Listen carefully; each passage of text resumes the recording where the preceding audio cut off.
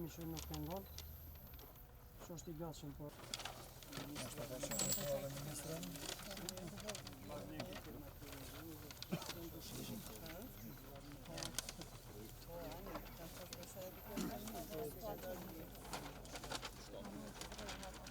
Po I dorëzojnë sistemi drejtësisë. Saktësisht para 2 viteve, në fund të qershorit të vitit 2023, në mbledhjet qeverisë, të ashtu quajturën mbrojtje civile dhe brigadë veriore I kemi shpallur organizata terroriste.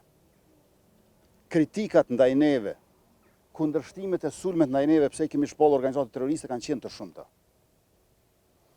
Mirë po, për pak muaj u pa që kemi pasur të drejtë.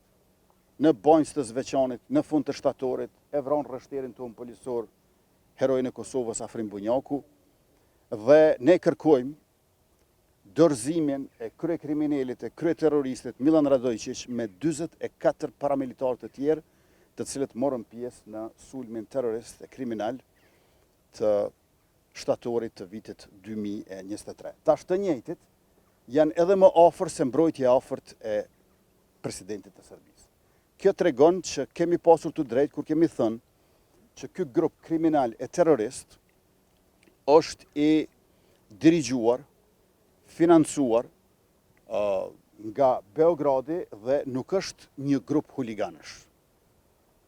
Janë njerëz të cilët janë ushtruar në Serbi, I marrin urdhrat prej andej dhe kanë bërë agresion në Kosovë. Prandaj ata duhet I dorëzohen Kosovës.